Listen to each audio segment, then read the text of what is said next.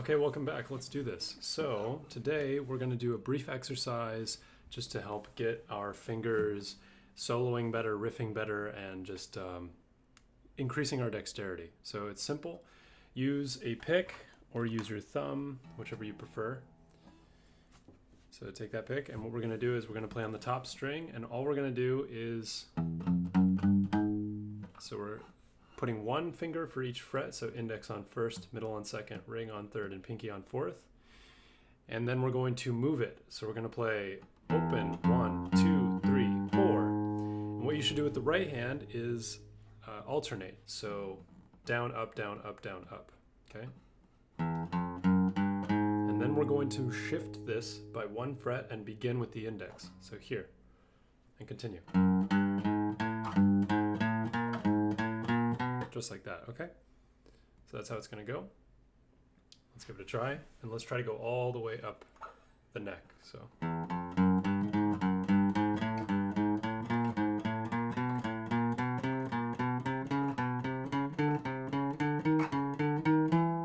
to 12. And at 12 we can stop because most of you are going to have this body style where it's very difficult to go beyond the 12th fret. So we'll just stop there. And we'll continue on going down. So down is a little trickier. We're going to be going. So one finger releases at a time. Then you have to slide and put the pinky back down. And try to do that cleanly if you can. And if you're a sloppy guitarist like I am, then you're going to have to really focus on your fingertips and try to make this clean. And try to do it without that pause in between. So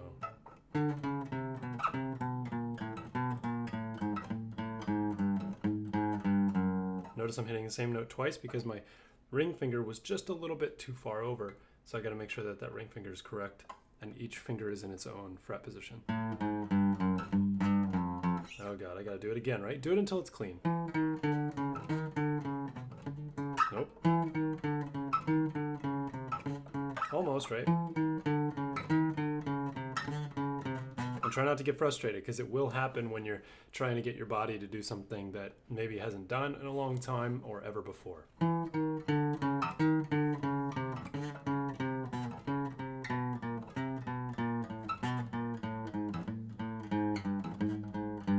Notice it's the same sounding note because my ring finger is not in the correct position. It needs to move down. So make little notes of that. As you play, make notes of what the mistake is, where the mistakes lie. So now think about where that ring finger ends up. Then try again. In that case, my pinky wasn't using the tip, so come around in front of the guitar a little more. Then try to clean it up.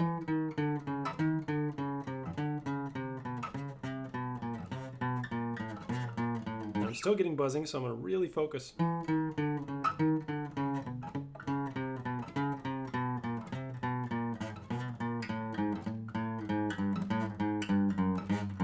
Almost, right?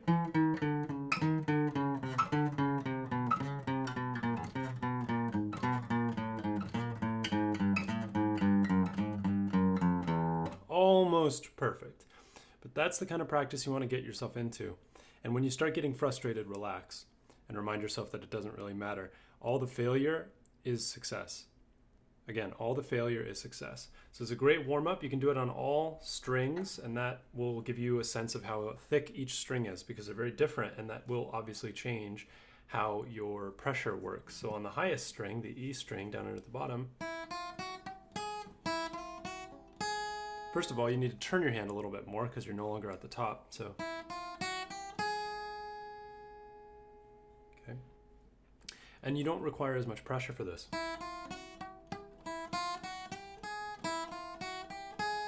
But you want to get used to each string.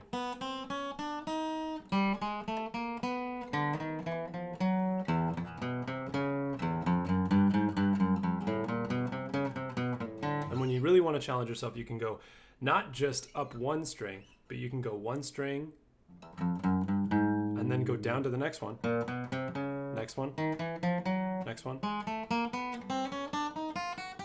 And then you can move up by one fret and continue, maybe going backwards.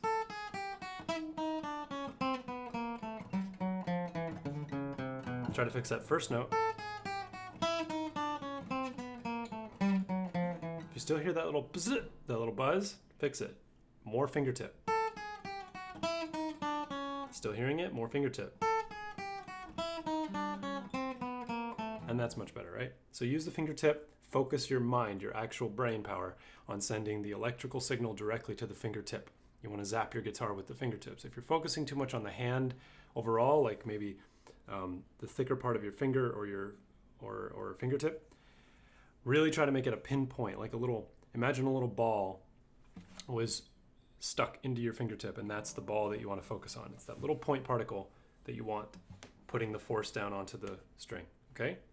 Not the whole finger itself, not like, oh, I'm gonna mash my guitar now. No, save that for potatoes.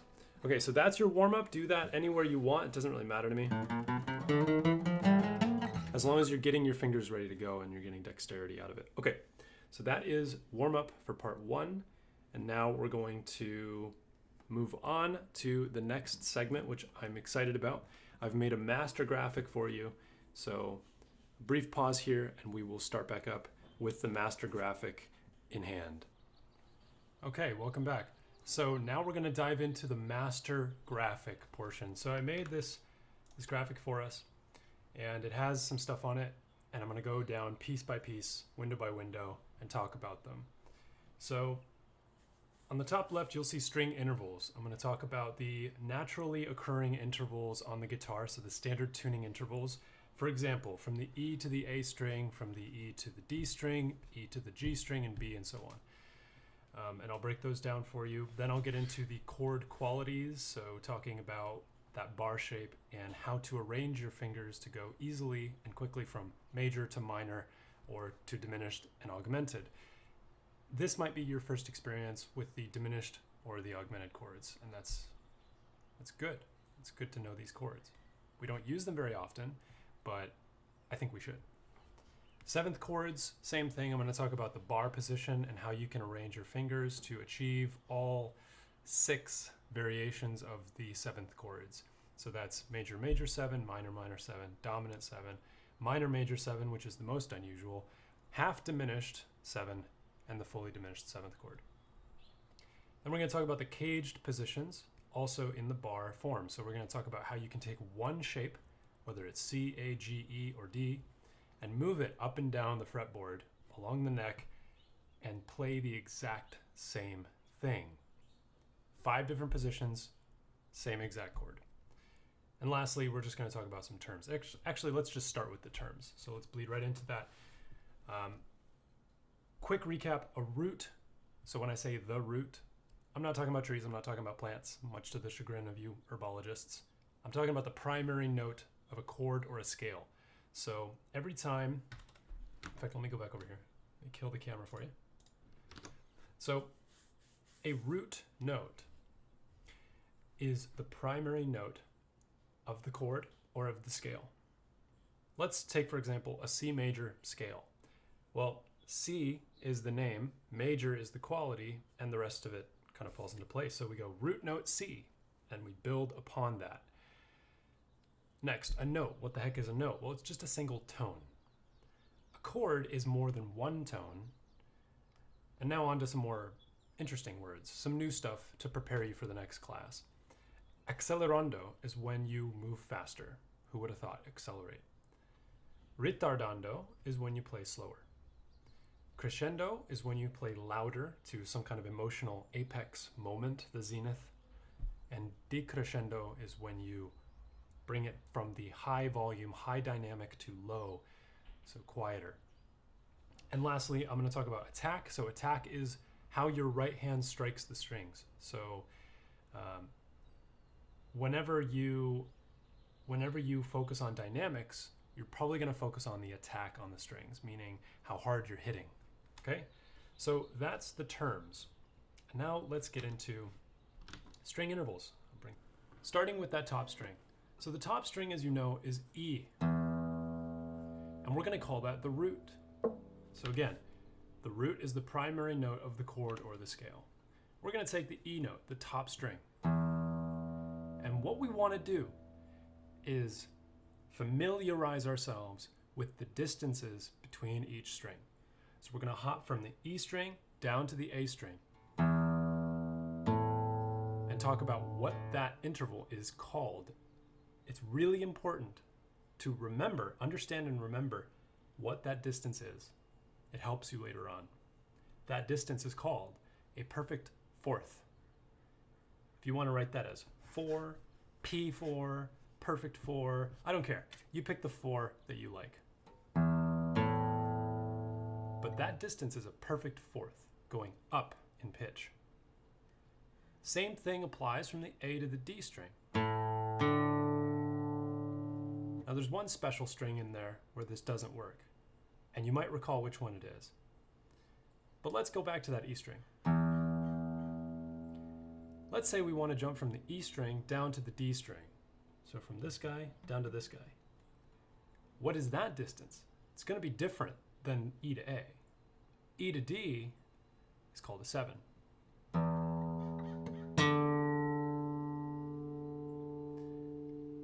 So hang on, pop the brakes. You're saying that this is a perfect 4 and that this is a 7. But how do you get those numbers? Well, again, you pick your root note. In this case, it's E. And we'll call E 1. It's the primary note, number 1. It's the first one. If you use the musical alphabet and you fill in 6 more, you've got your numbers. So E is 1. And continue down the English alphabet. F, G, A, B, C is 6, and D is 7, right? That's how I got the number 7. Now there are 2 kinds of 7s. There's a major one and a minor one. The major one brings you very close to the E again. It brings you very close to the octave. It's just one step away from the octave. The minor is 1/2 step below that. So it brings you closer to the 6. Hopefully that makes sense. Let me repeat. From your E to D is a 7. The distance between E and D is a minor 7 because D has a sharp right here. And that's almost E. That's what we call the octave, oct for 8. So E to E is 8 notes. E to D is 7. And because it's D and not D sharp, we call it minor. If we wanted to play major, we would have to play that D sharp. Okay. E to G, the top string to the 4th string down. Remember that musical alphabet we just made. E, F, G, A, B, C, D, right? 1, 2, 3, 4, 5, 6, 7. What is G? G's 3, right? E, 1, F, 2, G, 3. Okay, so E string to G string is going to be some kind of third interval, some third distance. In this case, it's minor.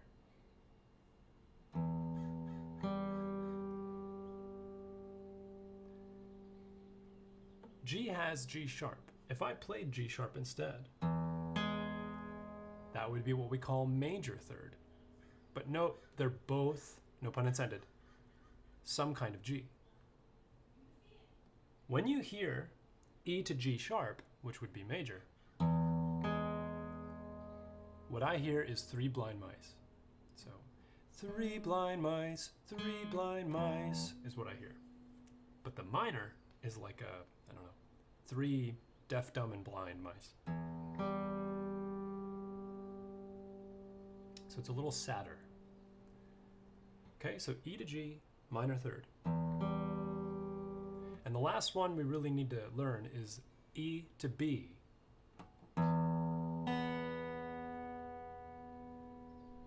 Take that alphabet again and let's go. E, 1, F, 2, G, 3, A, 4, and B is 5. So it's going to be some kind of 5 from E to B. In this case, we're calling it a perfect 5th, very much like the 4th. From E to A was a perfect 4th, and from E to B is a perfect 5th.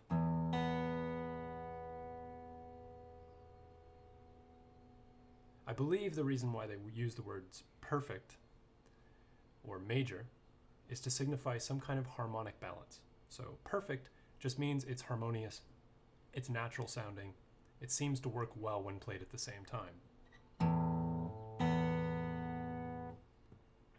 Okay, the last string is a unison note. In other words, it's the same thing. So E on the top is the same as E on the bottom. It's just 2 octaves separating them. Otherwise, it's still an E note. Okay, so that's string intervals with standard tuning. Let's move on to chord qualities with the bar shape. So remember that the bar uses that left-hand index finger, unless you're the unicorn left-hander in the class. Chances of that are like 0.1%. Anyway, so we're going to play this on the C position. And when I say C position, I mean your index finger bar is going to be on the 8th fret. And the reason why I know that is C is because this top string here on the 8th fret position is a C note. So this right here is a C note. Okay? Now, we got to talk about the quality of the chord. The quality means major, minor, diminished, or augmented. And quality is very much a music theory term as well as an emotional term. When you hear the quality of this chord, there's going to be a quality to your reaction and the way that it influences your brain. To me, unless I'm crazy or something, that sounds happy or cheerful or joyous or, I don't know, positive maybe. It's like bright sunny day. Like, it's completely subjective. You might hear doom and gloom with that chord, and after a while maybe it would become doom and gloom because of how monotonous it can be. But anyway, you've got this major chord. But what makes it major? That's where the ratio of half steps comes in. So very carefully, we can look at how many steps separate each of the notes in the chord. If you look at this C chord, the 3 notes in the triad are C, E, G. Now we have 6 strings. They're just copying, they're repeating a couple of those notes. But the only 3 notes we're hearing are C, E, or G. So we want to know the distance between C and E. If we go back to the string intervals, right? And if we go back to the video from last class, we can actually measure the distances between the notes inside our chord. And those distances give rise to the quality. So in this case, we have C to E, and the amount of half steps is 4. Then from E to G, the amount of half steps is 3. You can test this out if you like.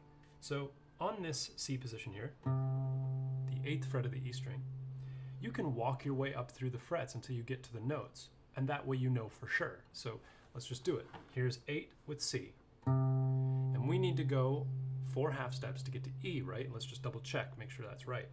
C sharp, D, D sharp, E. That's 4 frets up, 4 half steps.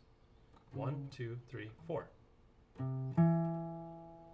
And again, that's that 3 blind mice sound. Or Epona song from Legend of Zelda, or something like that. I'm sure you've heard these little folk tunes before in your life somewhere. So that's 4 half steps. Then from the E note, we need to play some kind of G, right? So we're going to go from this note to G. Here's E, F, F sharp, and G. This time it's only 3 half steps. It's 3 frets up. And because of that, it's a minor third interval. Or we can say 3 half steps, right? So from C to E, 4. And from E to G, 3. That's why I've written in this graphic 4 to 3. That's the ratio for major.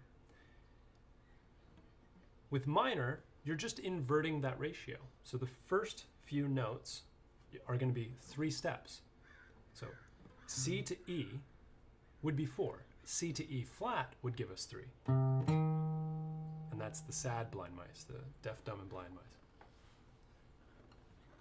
So that's how you distinguish between major and minor, the ratio of notes in between. Diminished might be new for you, and it's not complicated. We take the minor ratio, and instead of going 3 to 4, we go 3 to 3. So we drop that fifth. Let's work it out though, step by step. Go into that major form, 8th fret, and for this I'm using the E major shape to produce that. So the tab would read 8, 10, 10, 9, 8, 8. Just as you see on the graphic. And that gives us a major chord. Now to make this minor, we're going to take our middle finger off of the guitar. Simple as that. Major with the middle finger, minor without. Now to make it diminished, we actually have to drop a couple things. We have to drop,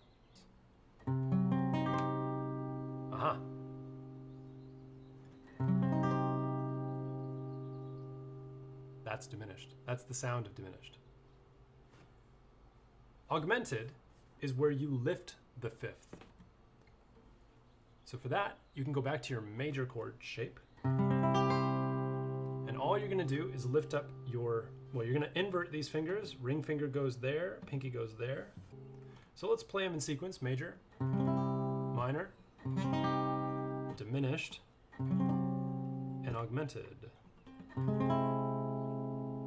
Let's move on to 7th chords with the bar. We're going to stay on the 8th fret with C. And if we take that major position again,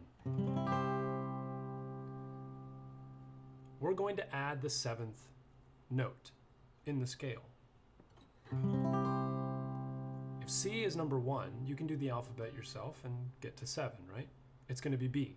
So C, D, E, F, G, A, and B. B would be 7. So we need to add some kind of B to all of these because a 7th chord is simply saying take your triad, C, E, G, and add the 7th note in the scale to it, which would be B. Now we're going to modify the crap out of that B. We're going to play with it and see what we can do. And we're also going to change the quality of the underlying chord, the triad. So we're going to change C, E, and G. And you'll start to discover the magic of the 7th chords. Okay. Let's take our major quality triad. C major with the bar position. 8, 10, 10, 9, 8, 8. To make this into a major, major 7, or as I've written here, a delta 7. So this is the position for major, major 7.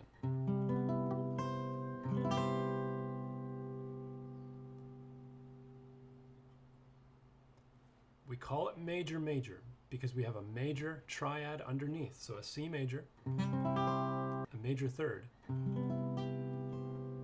on top. That major third interval, or 4 half steps, is the B natural. We play the B natural on this string right here. So this D string on the 9th fret, that little adjustment gave us that B note.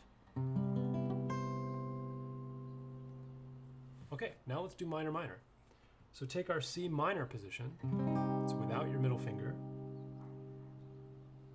and we're going to remove our pinky. Very easy shape to play.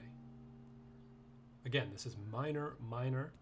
The ratio is 3 to 4 to 3. So it's a minor chord with a minor third on top, or 3 half steps.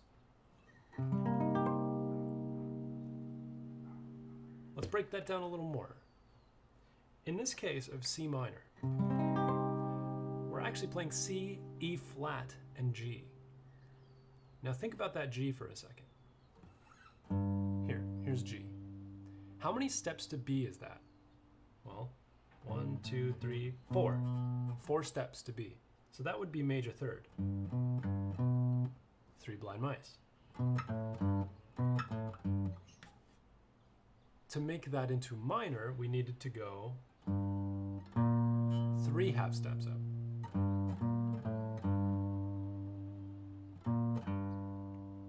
So that note right there is B flat.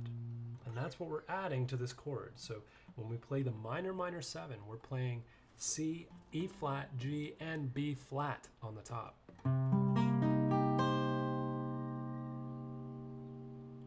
Let's get on to the blues chord, the blues 7th, the major minor. Take your major shape, 8, 10, 9, 9, 8, 8. Oh, excuse me, 8, 10, 10, 9, 8, 8. And we're doing a slight variation here. We're taking the pinky off only. And that is going to make the ratio 4 to 3 to 3. So major triad underneath with B flat on top.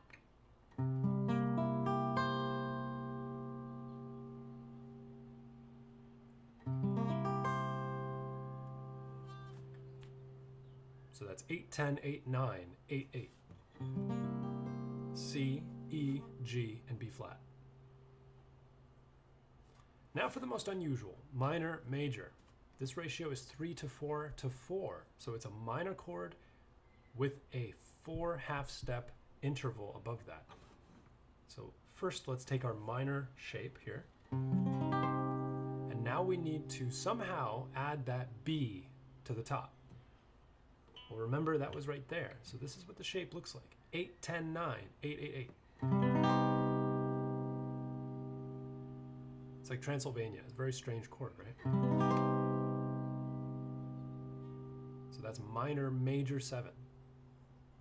Next is half diminished. For half diminished, we're going to take our minor shape to start, and we're going to now make this into a diminished triad. So we're dropping down that note that should have been the 5th. We're dropping that down. And then we need to play on the B string, the 11th fret. And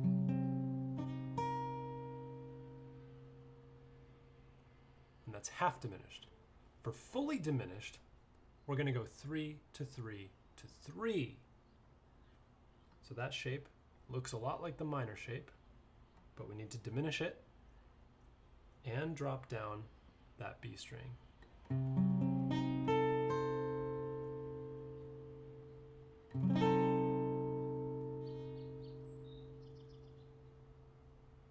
Moving on. Let's look at the caged positions. So these are the exciting ones because you can move them around the guitar anywhere you like. When I use the at symbol, I mean that's where the fret position is going to be barred. Or you can think of it as that's where this shape kind of begins for your hand. Okay, let's start with the C chord. We're going to play the C chord using the C shape, the A shape, the G shape, the E shape, and the D shape. Again, we're going to play a C major chord using the C shape, A shape, G shape, E shape, and D shape. Let's start with that C open chord.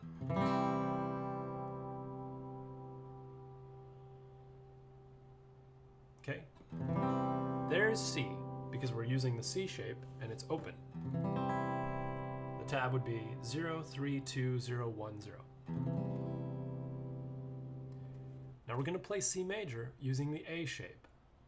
So we're going to go into our A shape here, and we're going to slide up until we're on the 3rd fret with our bar. And it's also C major. So now the tab is 3, 3, 5, 5, 5, 3. So here's C major here. And here's with the A shape.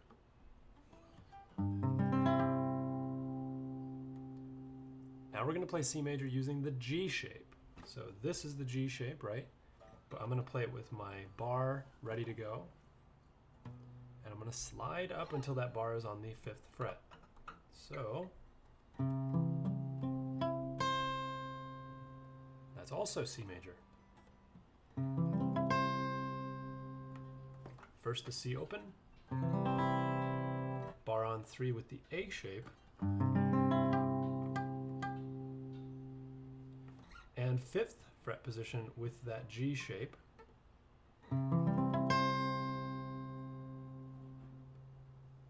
Next we're going to use the E shape, which we just did, and we're going to do that with the 8th fret. Oops, excuse me, 8th fret. Not B flat. So there's C major at the 8th fret position. Again, C open, 3rd fret with the A shape, G shape on the 5th fret bar, and E shape on the 8th fret position. The last one is using the D shape at the 10th fret. So we're going to bar at the 10th fret, and then we're going to have to stretch out and use our D shape here.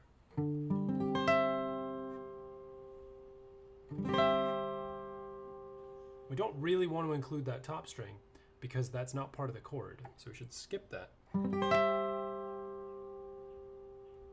So that tab would read X, 10, 10, 12, 13, 12. So let's play them in succession. First the open C, A shape at the 3rd fret bar, G shape at the 5th fret bar, 8th fret with the E shape, and 10th fret with that D shape. Skipping that top string. It's a great workout for your fingers, great workout for your hand and wrist.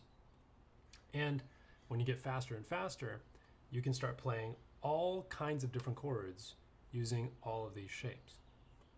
Okay.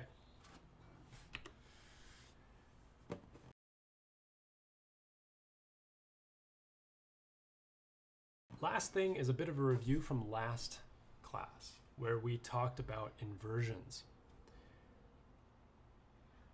It's easy to get confused with inversions. So, let's take our example of C major. The root is going to be the 8th fret position. So this is our C major root position. And let's focus on those top 4 strings only.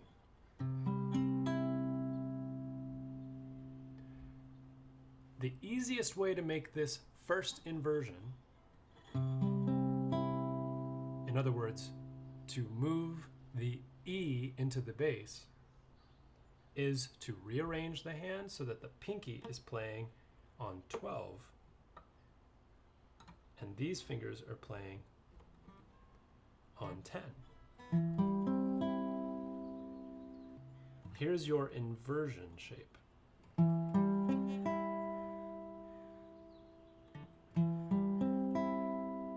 The difference is the E is in the bass instead of C. Here's C in the bass, and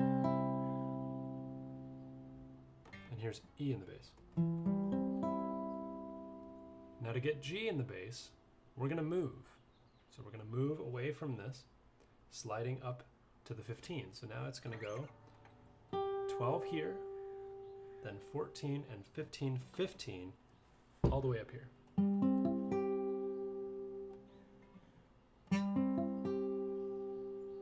So if you memorize this movement, you can do it for any note. You start here with that E major shape. Then you move that pinky to take over the 12th fret here. And finally, you move that index up to 12, stretch out a bit. Ring and pinky now take over the 15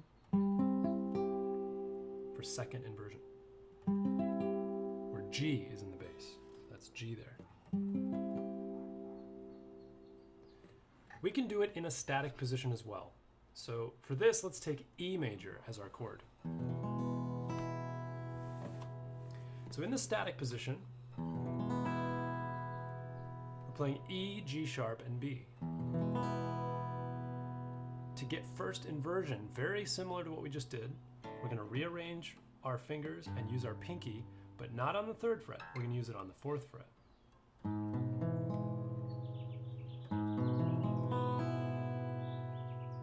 So here's E in root position, and here's E in first inversion, with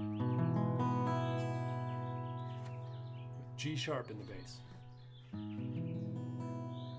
Second inversion is actually the same as the root, we just skip over the top string. So here's root, here's first inversion, and here's second inversion.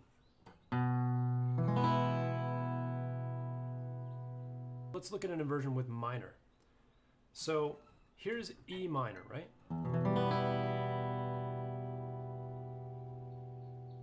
How do we make this one inverted? Well, we need G in the bass.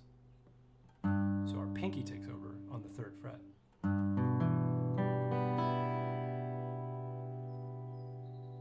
To go into second inversion, we need to skip yet again and play A first. So root position, first inversion, second inversion. You can really hear the difference when you play quickly, right? Same exact chord, just starting with a different note in the bass. Okay, so that's major and minor forms with inversion. Now, one thing I'd like you to try doing is either an assortment of chord shapes or scales of your choice. And I want you to practice the technique of accelerando and ritardando. That means going faster or going slower. When you go faster, let's just take the chromatic scale. We have to start slow to build up our speed. So let's just go E to G sharp, for example.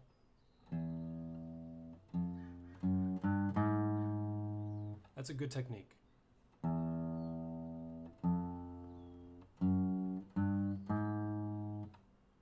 We're trying to go a little bit faster as we keep going. Now let's try going all the way to the 12th fret. So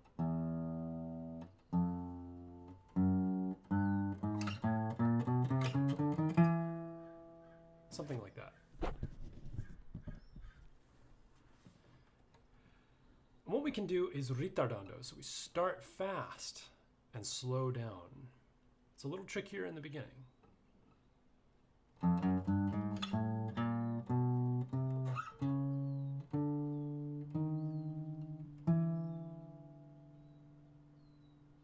Now let's try going down with ritardando. Oop, very, very tricky.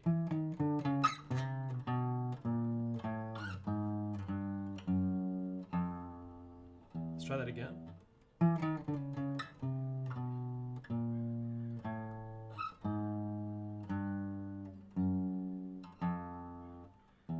Much harder to go down than up. So practice accelerando and ritardando. Lastly, practice your dynamics, crescendo and decrescendo. Let's do the same thing, going all the way to the 12th fret with crescendo. So building up the dynamics, starting very quiet and finishing very loud. Speed stays the same.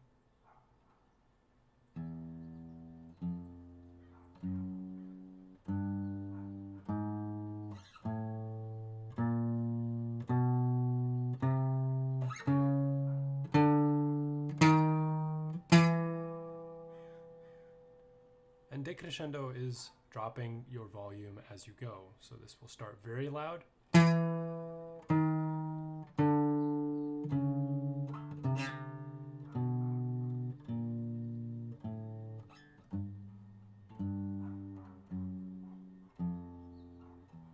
Let's try that one more time.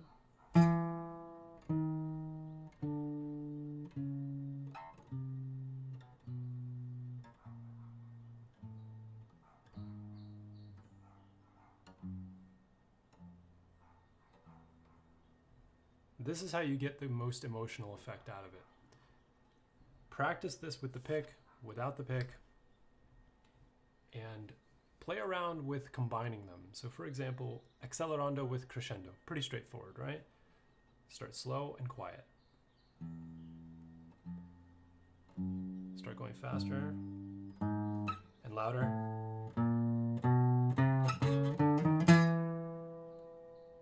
And the opposite would be.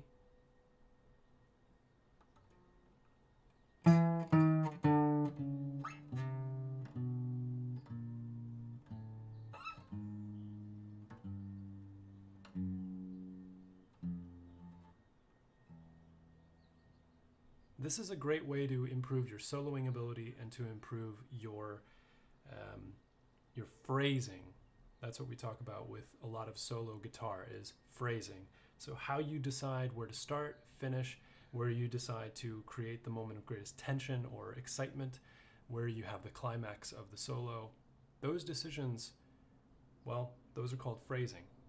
And an example of poor phrasing would be repetition of a boring part, or way too much tension or way too much excitement all the time, because the brain tunes it out.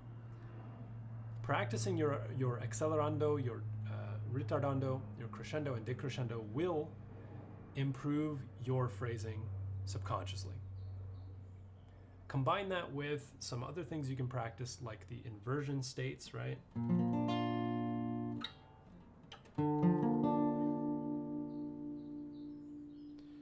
Start playing around with the same exact chord in different places, and start playing around with those 4 ideas, those 4 technique ideas with dynamics and speed. And you're starting to venture into the foray of mastery. You're starting to go into what it takes to really get good on guitar. And along the way, try not to get lost in the practice. Try to enjoy it. And also remember that you are making progress, even if it feels like you're swamped or you feel like you're not really moving forward. You are, as long as you're playing. So have fun, enjoy, and I'll see you in the next one.